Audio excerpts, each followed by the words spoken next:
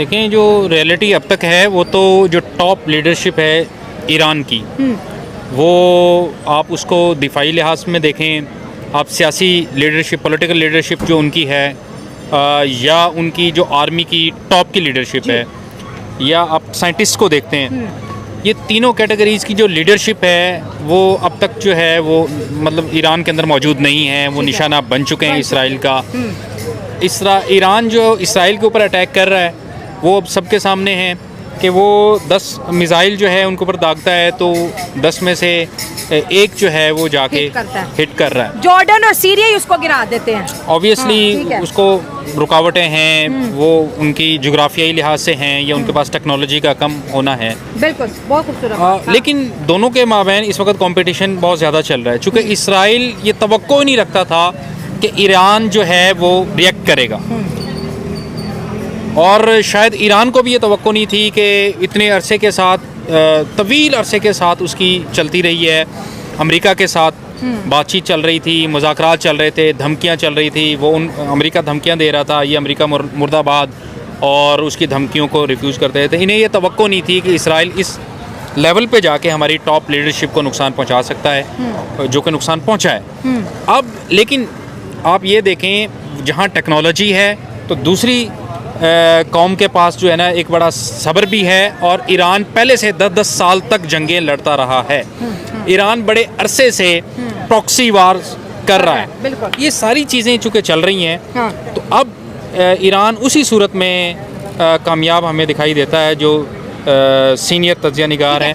अगर ये जंग जो है प्रोलॉन्ग होगी, ठीक है, अगर आपने कहा ये प्रोलॉन्ग होती है, आपको नहीं लगता कि जो आज ईरान का बयान है कि हम अमेरिका के सामने सरेंडर नहीं करेंगे, ये कहीं ना कहीं अपने कौम का मोराल अप रखने के लिए बोला गया है? क्योंकि दुनिया जानती है कि इस वक्त जो है ईरान बुखलाहट का शिकार है, खोखला हो चुका है। क्योंकि देखिए, इसराइल आता है तो इसराइल उनके अगर ऑयल रिसोर्सेज पे अटैक करता है, उनके गैस रिसोर्सेज पे अटैक करता है, उनके इंफ्रास्ट्रक्चर को डिस्ट्रॉय करता है, उनकी लीडरशिप, उनकी प्रॉक्सीज जो उनकी सबसे बड़ी पावर थी वो सब खत्म हो गई। तो फिर सरेंडर करना या ना करना फिर क्या मैटर करता है? जब सब चीज़ें बर्बाद कर दी, कुछ भी नहीं वो छोड़ेगा ईरान में, तो फिर ईरान कैसे खड़ा होगा? ईरान का वो इंफ्रास्ट्रक्चर, ईरान की वो इकोनॉमी। अभी देखें, अमेरिका ने अफगानिस्तान के अंदर जंग लड़ी है, सब जानते हैं अफगानिस्तान का आज क्या हाल है।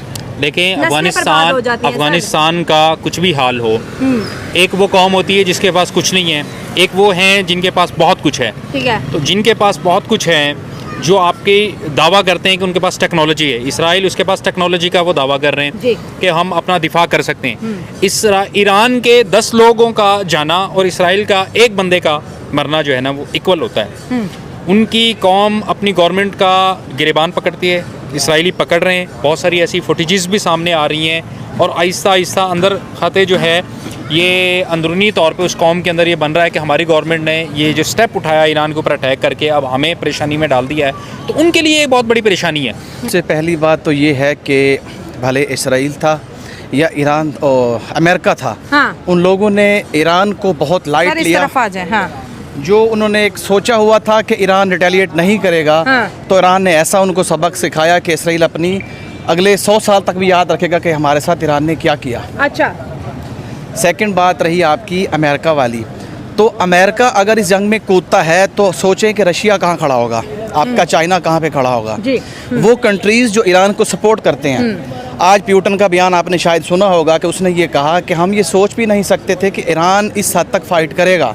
इतना ईरान के मिसाइल ख़त्म हो जाएंगे, लेकिन अभी उसके पास है। हमने ईरान को मदद की भी, वो करवाई कि हम आपकी मदद के लिए तैयार हैं, लेकिन उन्होंने कहा कि हम आपकी मदद नहीं चाहिए। ये पुतिन ने बोला है, ये आज प्यूटन का बयान है जो मैं अभी ट्विटर पे देख के आया हूँ। अच्छा, चले ठीक है, ईरान इस वक्त बड़ी बहादुरी से लड़ रहा है। लड़ना या सरेंडर ना करना एक अलग चीज़। अगर ईरान इसराइल और अमेरिका के सामने खड़ा रहता है और वो एक के बाद एक, जिस तरह उनकी मिलिट्री उन्होंने चीफ मार दिए, उनकी बड़ी लीडरशिप उन्होंने ख़त्म कर दी। ईरान की बड़ी पावर थी उनकी प्रॉक्सीज, वो प्रॉक्सीज उन्होंने ख़त्म कर दिया। अब अगर इसराइल उनके इंफ्रास्ट्रक्चर को टारगेट करता है, उनके ऑयल और गैस रिजर्व को टारगेट करता है, उनके सारी की सारी इकोनॉमी को टारगेट करता है, तो फिर देखें लड़ना ना लड़ना तो मैटर ही नहीं करता। मेरी बात सुने, इस वक्त जब कुछ बचेगा ही नहीं ईरान के पास। आप ईरान की तारीख से वाकिफ नहीं है। जी बताएं। ये करबला का जो है वो मैदान है, यहाँ पे मुसलमान कंट्री है ईरान, वो डरने वाला नहीं है। इस वक्त बका की जंग लड़ी जा रही है।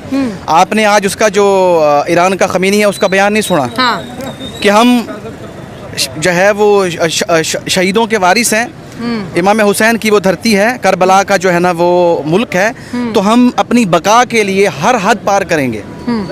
अमेरिका इस जंग में कभी भी नहीं कूदेगा, ये मैं आपको गारंटी से कहता हूँ, जो मेरा तजिया है। अमेरिका इस जंग में कभी इसराइल सर, ये तो समझ नहीं आ रही। इसराइल अमेरिका की इजाजत के बगैर ईरान पे हमले नहीं कर सकता, और अगर अमेरिका नहीं है तो फिर अमेरिका ईरान को क्यों बोल रहा है कि सरेंडर कर दो? मैं आपको बता रहा हूँ, भले अमेरिका था या इसराइल है, उन लोगों को ये अंदाजा ही नहीं था कि सामने से क्या रिटेलिएशन आएगी। हाँ। वो सोच भी नहीं सकते थे कि हमारे पास क्या हो गया।